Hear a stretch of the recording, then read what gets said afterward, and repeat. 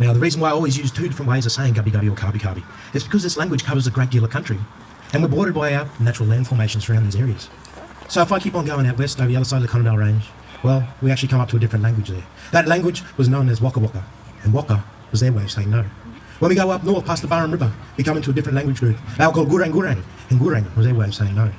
To the northeast too, so around Fraser Island, down to Sandy Strait, Double Island Point, down to round about Noosa River, Butchula was spoken too. Bah was their way of saying no. But when we go down south, we follow the Bruce Highway, we come up to the Pine River. When we cross that Pine River, a number of different languages were spoken.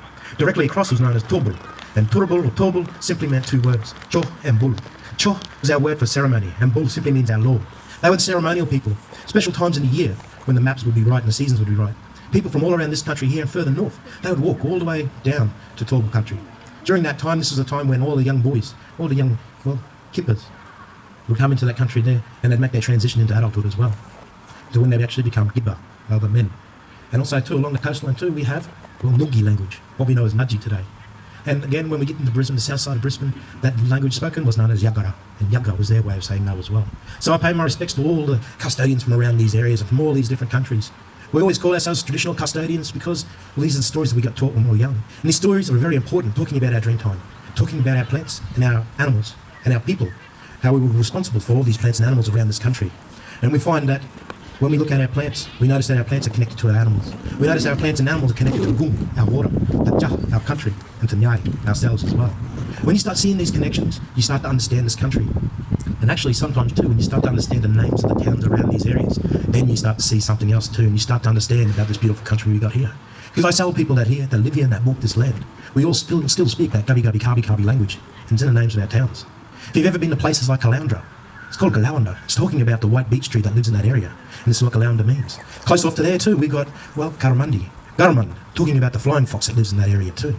We got other places too, which is where grandfather was born. He was born in the place of the red-bellied black snake we call Mulu, but Mooloolaba is its name today. Where he was born on the Mooloola River, on the little island on the Mooloola River. When you go to the wharf and you look upstream, you still see that island today, and this is where my granddad was actually born and raised in that area. Other places that are very special too, we talk about the hairpin honeysuckle tree, we call Badram. Badram is its name today. And the country where I was born, we call that one Numba. And Numba talks about the red flowering paperbark tree.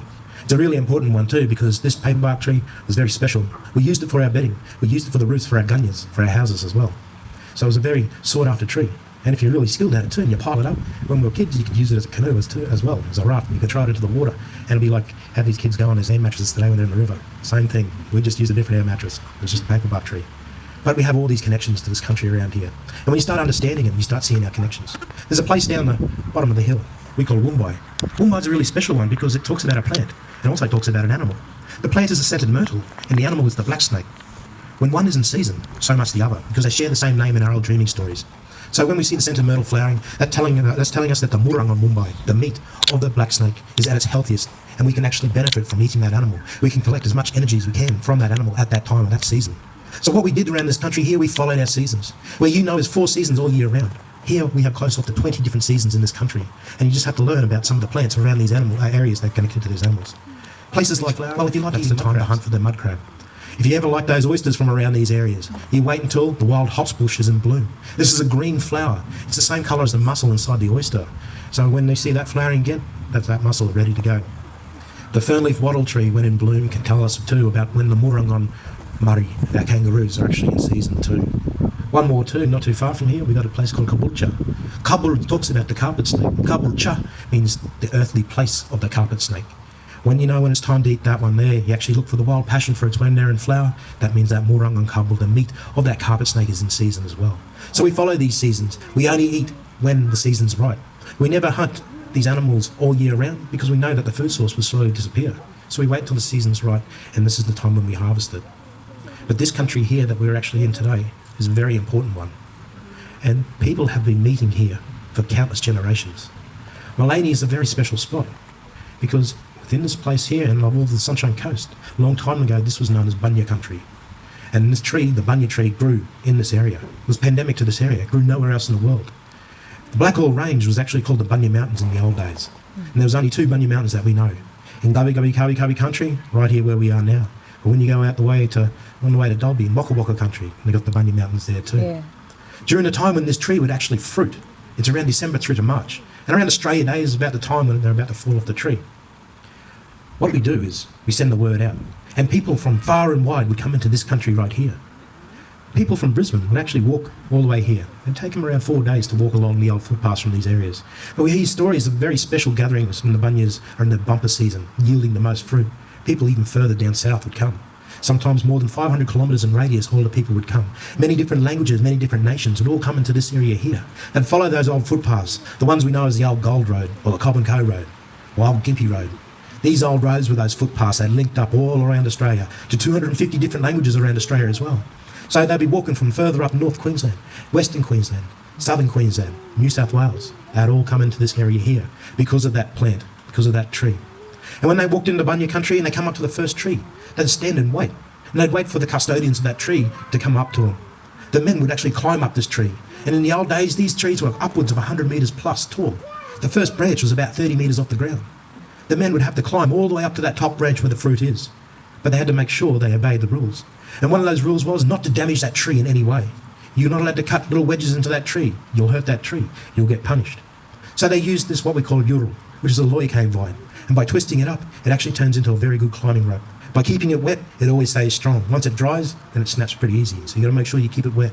But they'll climb all the way up to that first branch and then use those branches as a ladder all the way up to the top. When they get to the top, the first thing they must do is grab the first fruit. And with their muyam, their tomahawk, they must open up the fruit, sample it. And if it was good, then they'd throw it down to the women and children. This is something they had to do all the time when they climbed up this tree. Because if they forgot to sample the fruit just once, it meant bad luck when it goes to harvesting. So if we don't sample that fruit, when we throw it down, most likely it'll be empty. And the rest of those pods in that tree would be empty as well. So it was very important that the men would always climb them and check that first fruit and throw it down to the ground. Women and children would pick it up, shuck them, pull them apart, and give it off to all the families in this area that are coming into this area. Once they've caught their fair share of feed, then they keep on walking up to this area here. Where they would meet is where Baroon Dam is today. There we would have the biggest land gathering in southeast Queensland around these areas. When all these people from all different nations and all different languages come into this area here, it was a very important time, because this is when all the old people would come together, all them lawmen. They'd talk about the old laws, talk about the new laws. When the young adults would come into this country too, this is the time when they get married off to different language groups around these areas. Also too, the important thing was too, our fun and games. We'd have competitions all around this country like we still do today with our sports. We still have those same games. We'd always travel far and wide just to play them games, because those games were still very important. But most importantly too, if there was arguments between groups, this is a time when they get sorted out. But the most important thing was actually sharing in our culture. Sharing everybody's culture through our yuaware, our song and dance. Because we sometimes didn't speak the same language as everyone else around here. The best way we could describe our family and describe our country is through that dance. I always thought, to me, if the bees can do it, so can we. So this is what we do. And when we share our stories and the season is finished, people will go back to their countries. As they go back to their countries, they teach their neighbours the songs that they've learnt from this Bunya festival. Then those neighbours will take them back to their home, to their country. And then they'll share it with their neighbours too. And then that language and that song keeps on getting spread all the way around this beautiful country. I found out that songs that were spoken and sung here from this country, well, they still sing it all the way down in Victoria, New South Wales. And it was from the old days when they get transferred through that song line, that storyline, all the way down there. And even though they don't know the language, they know the dance, they know the meaning to it too. But it's been transferred through generations around this area too. But this was a very important place around here, the old Bunya country in this area here.